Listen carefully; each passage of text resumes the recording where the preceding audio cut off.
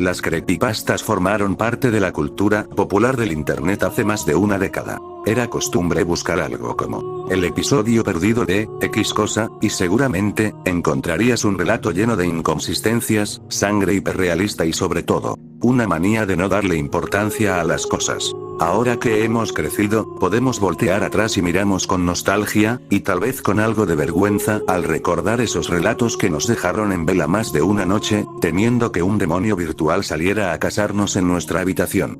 Pero, ¿qué pasa cuando la realidad supera la ficción? ¿Qué hay de esos relatos que, más que ser una historia de internet, terminaron siendo reales? Y si, por un segundo, esos personajes tan macabros, nos hablaran y nos pidieran que hiciéramos algo? Acompáñame entonces a conocer casos reales, donde una criatura de los creepypastas superó la ficción y terminó arruinando vidas. Slenderman es probablemente la entidad más famosa de todo el mundo de los creepypastas. Creado por Eric Knudsen, en junio de 2009, en los foros en línea de Something Awful, para un concurso de imágenes paranormales editadas con Photoshop. Los mitos de Slenderman fueron ampliados posteriormente por otras personas, que crearon varias historias y representaciones de la criatura. Slenderman es un personaje alto y delgado, sin cara y una cabeza blanca sin rasgos. Se le representa con un traje negro y a veces se le muestra con tentáculos saliendo de su espalda.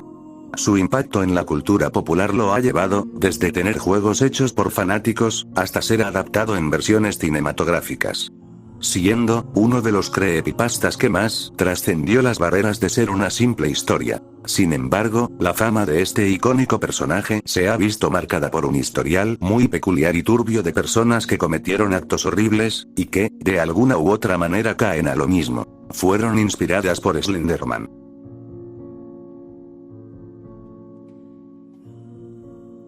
El caso más famoso vinculado a este personaje ocurrió en el ahora lejano 2014. Cuando Anissa Weier y Morgan Geyser pasaron a la infamia al pretender sacrificar a su amiga Peyton Leutner, para apaciguar la ira de Slenderman, quien, según Weier y Geyser, les hablaba. Era viernes y las tres amigas pensaban festejar el cumpleaños de Morgan Geyser haciendo una pijamada. Para Peyton fue una noche rara, sus amigas se mostraban un poco extrañas. Susurraban mucho entre ellas. Por la mañana, las tres amigas de 12 años, decidieron ir al Parque David para pasar el día al aire libre. Quedaba cerca de donde estaban y era un área boscosa de Waukesha, un suburbio de la ciudad de Milwaukee, en los Estados Unidos. En los baños públicos del parque, Peyton sufrió el primer ataque. Anissa intentó golpearle con fuerza la cabeza contra la pared. Peyton se enojó, pero no le dio mayor importancia al incidente. Por eso, cuando le dijeron de adentrarse en el bosque para ver a los pájaros y jugar a las escondidas, fue con ellas. Mientras Morgan empezaba a contar contra un árbol, ellas salieron corriendo a esconderse.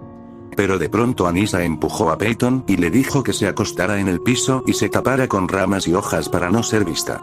Fue en ese momento que Morgan fue hasta ellas, aprovechó para sacar el objeto punzocortante que llevaba escondido en su chaqueta, con una hoja de 13 centímetros. Morgan saltó sobre Peyton y empezó a atacarla enloquecidamente.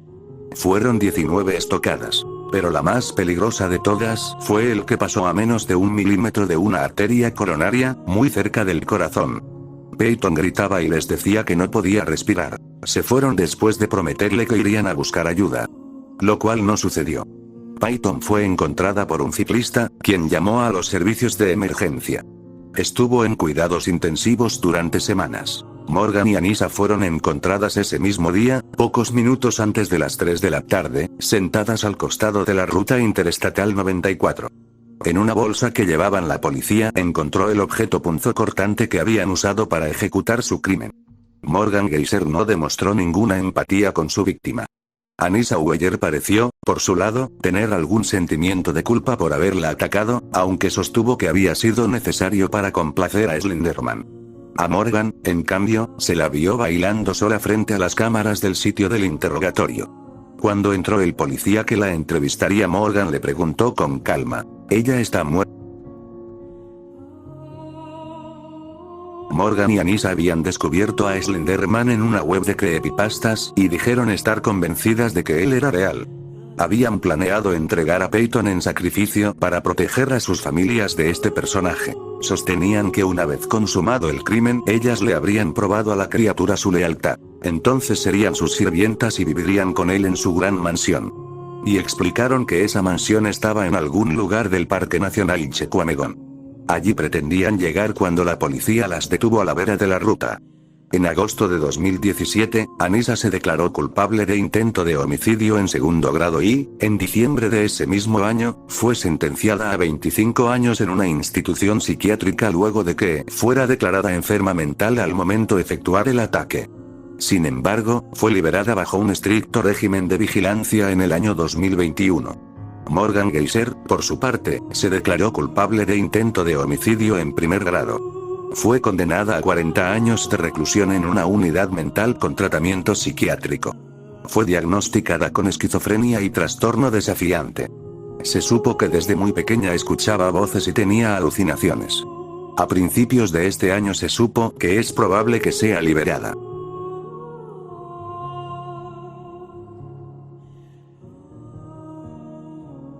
Lo que podría haber parecido un hecho lamentable, pero aislado, parece que inspiró a otros a dar rienda suelta a las supuestas peticiones de Slenderman.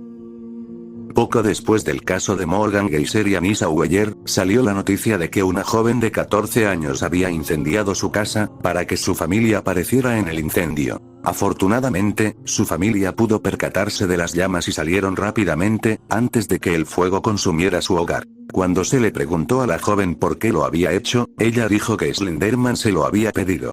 Asimismo, descubrieron que ella tenía una fijación muy enfermiza con el personaje. Fue llevada a juicio por el intento de homicidio de su madre y su hermano de 9 años. En Ohio, una niña de 13 años atacó a su mamá con un objeto punzocortante múltiples veces, aunque su madre pudo contenerla y llamar a las autoridades, saliendo solamente con heridas menores. Nuevamente, ella estaba obsesionada con la criatura de la que leía a diario en los foros de internet. La madre terminó teniendo miedo genuino de su hija desde el incidente. Quizá el caso más extraño que se le pudo vincular a esta creepypasta es el siguiente. El 8 de junio de 2014, 2 oficiales de policía fueron eliminados por un hombre y una mujer mientras almorzaban en una pizzería en Las Vegas. Los sospechosos luego se dirigieron a un Walmart cercano, donde eliminaron a una persona y posteriormente se quitaron la vida en un aparente pacto suicida. Las autoridades informaron que ambos sospechosos habían sido heridos por los proyectiles de la policía antes de que Amanda Miller acabara con su esposo y luego se eliminara a sí misma. Como si fuera una coincidencia, que si me lo preguntas, algo rebuscada, se supo que Gerard Miller, esposo de Amanda, disfrutaba de disfrazarse de Slenderman, y era bastante activo en foros de la web donde se discutía sobre el personaje, además de ampliar su lore. ¿A qué se debieron estas situaciones tan retorcidas? ¿Habrían cambiado las cosas si Slenderman no hubiera existido? De haber sido otro personaje el que se llevara la atención de internet en aquella época, ¿habría ocurrido lo mismo? Nunca lo sabremos. Eso es todo, por ahora. Muchas gracias por ver el vídeo. Espero que haya sido de tu agrado. Activa la campanita para estar al tanto de mi contenido. Yo soy Loni, hasta la próxima.